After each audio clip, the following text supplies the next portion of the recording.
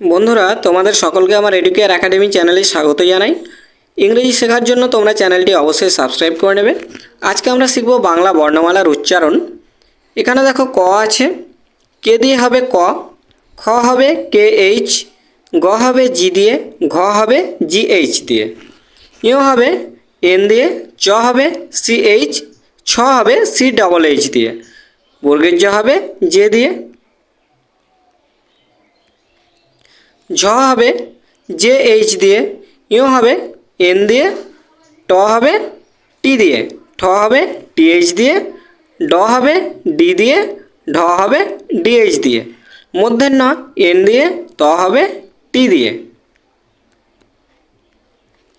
থ হবে টিএইচ দিয়ে, দ হবে ডি দিয়ে, ধ ডিএইচ দন্তেন্য এন, প হবে পি দিয়ে, ফ হবে ফ দেখো এফ এবং পিএইচ দুটো দিয়েই হবে, ব হবে বি দিয়ে, ভ হবে বিএইচ দিয়ে,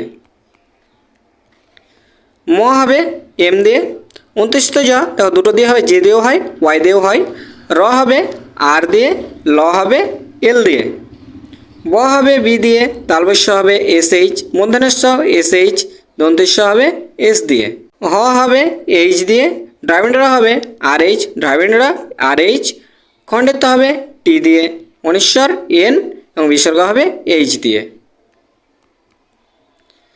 এবার দেখো আকার একার উচ্চারণ করবে কিভাবে। দেখো এখানে কা আছে, কয়ে আকার আছে কি দিয়ে, কে এ দিয়ে, কয়ে আকারে কা হচ্ছে, ঠিক আছে। যদি ক্ষয় আকারে থাকতো, ক্ষয় আকার থাকতো তাহলে কি হতো, কে এইচ এ হতো, বোঝা গেল। যদি কয়ে আকারে গা থাকতো তাহলে হতো জি এ গা, বোঝা গেল। এবার কে আছে, দেখো একার উচ্চারণ কি দিয়ে হচ্ছে, ই দিয়ে, কে ই কে, ঠিক আছে। যদি খে হতো তাহলে K H E, K H E হতো খে। কো ওকার উচ্চারণ হচ্ছে কে ও দিয়ে, কো কি হস্যি উচ্চারণ হবে আই দিয়ে, দীর্ঘিকার উচ্চারণ হবে কি দিয়ে, ডবল ই থাকলে দীর্ঘ উচ্চারণ হবে কে ডবল ই কি। হস্যু কয় হস্যু কু, তো কে ইউ, কয় দীর্ঘ ডবল ও দিয়ে হয় দীর্ঘ উচ্চারণ কে ডবল ও। কয় ঐকারে কি হয় কই, তো কে ও আই, কয় ঔকারে কো, কে ও কে ও ইউ। ক্রি হবে কে আর আই ক্রি।